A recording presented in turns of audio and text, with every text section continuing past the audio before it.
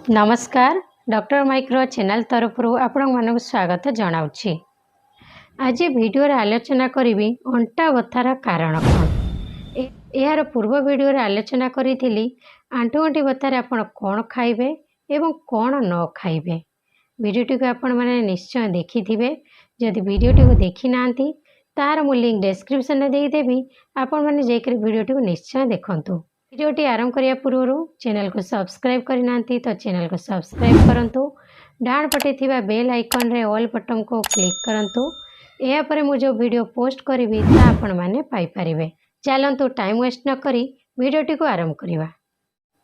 एमिति केही नाहांती तांकर जीवन काल रे सेमानकर अंटा बथा होई नाही।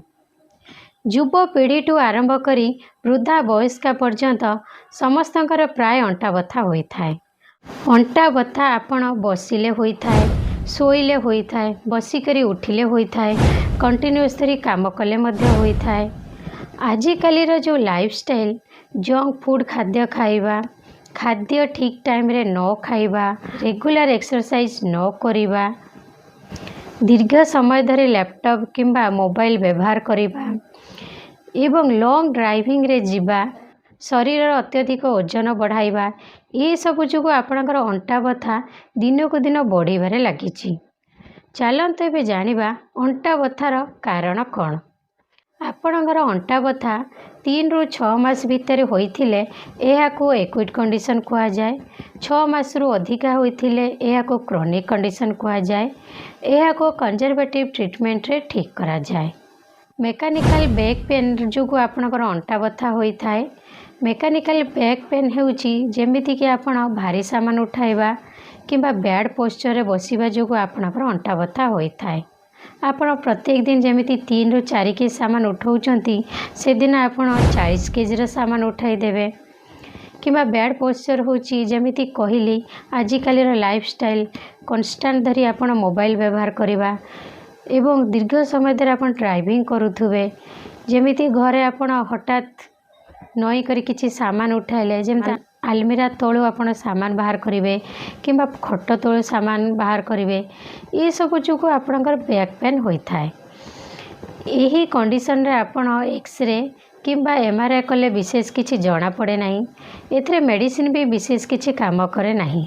जो एक्टिविटीज द्वारा आपणकर अंटा बथा बढ़ी आपण से एक्टिविटीज को अवॉइड करंतु। देखिबा आपणकर अंटा बथा कम होई जिवो। अंटा बथार नेक्स्ट कारण होची डिस्क प्रोलैप्स। आमर मेरुदंड भर्टिब्रा को नेई करी गठित। भर्टिब्रा को भर्टिब्रा जॉइंट होईची एक रबर भली सब्सटेंस रे को कुहा जाए इंटर भर्टिब्रल डिस्क। एही डिस्क मझिरे न्यूक्लियस पल्पस एक जेल लाइक सब्सटेंस अछि, ताहा को कवर करिची एनुलस फाइब्रस। कौनसी कारणरू डिस्क रप्चर हेले न्यूक्लियस पल्पस बाहर को बाहरी आसी नर्व को चापी दिए। चलंतु एबे अंटा बथार नेक्स्ट कारण जानिबा। अंटा बथा बेले बेले अंटारू आरंभ होई करी बटक पछपटे देई करी थाई पछपटे पास करी थाए गोड़ पर्यंत रेडिएटिंग हुए। सियाटिका नर्व कंप्रेस हेबा जुगु आपणकर अंटा बथा अंटारू रेडिएटिंग होई करी गोइठी पर्यंत जाई थाए।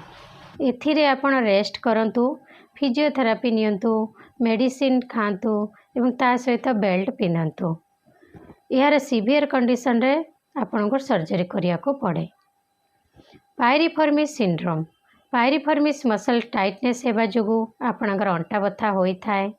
तापर कारण होची सैक्रोइलियाक जॉइंट डिस्फंक्शन। सैक्रोइलियाक जॉइंट डिस्फंक्शन जुगु अंटा बथा होई थाए। सैक्रम बोन संगरे हमर पेल्विस रे इलियम बोन अटैच होई थाए, जहाँकि सैक्रोइलियाक जॉइंट गठित होई थाए एवं एहा को वेट बेयरिंग जॉइंट मध्य कहा जाए। जेते बेले एजिंग प्रोसेस हुए आर्थराइटिस हेबा जुगु अंटा बथा होई थाए।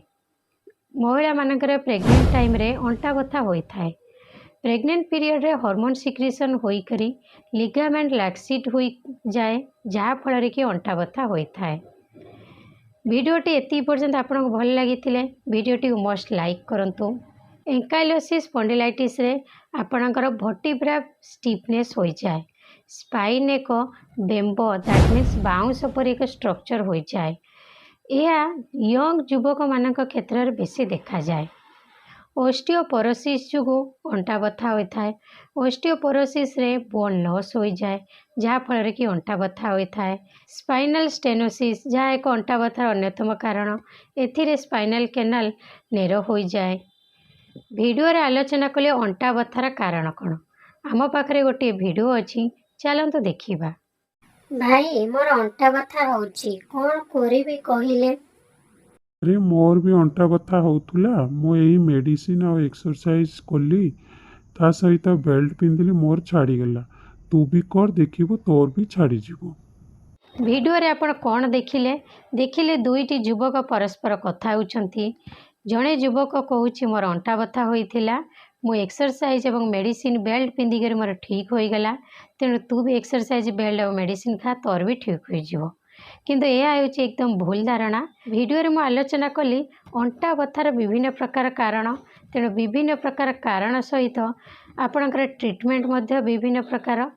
ତେଣୁ ନେକ୍ସଟ ଭିଡ଼ିଓରେ ମୁଁ ଆପଣଙ୍କୁ ପ୍ରତ୍ୟେକ ଅଣ୍ଟା ବଥାର ଡିଫରେଣ୍ଟ କଣ୍ଡିସନର ଡିଫରେଣ୍ଟ ଟ୍ରିଟମେଣ୍ଟ ବିଷୟରେ କହିବି।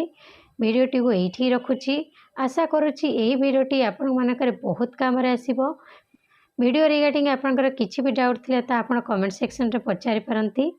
ଆମକୁ ମୋଟିଭେଟ୍ କରିବା ପାଇଁ ଚ୍ୟାନେଲକୁ ସବସ୍କ୍ରାଇବ୍ କରନ୍ତୁ। ଭିଡ଼ିଓଟି ଏଇଠି ରଖୁଛି। ପୁଣି ମୁଁ ଏମିତି ନେକ୍ସଟ ଭିଡ଼ିଓ ନେଇକରି ଆସିବି। ଆଜି ପାଇଁ ନମସ୍କାର।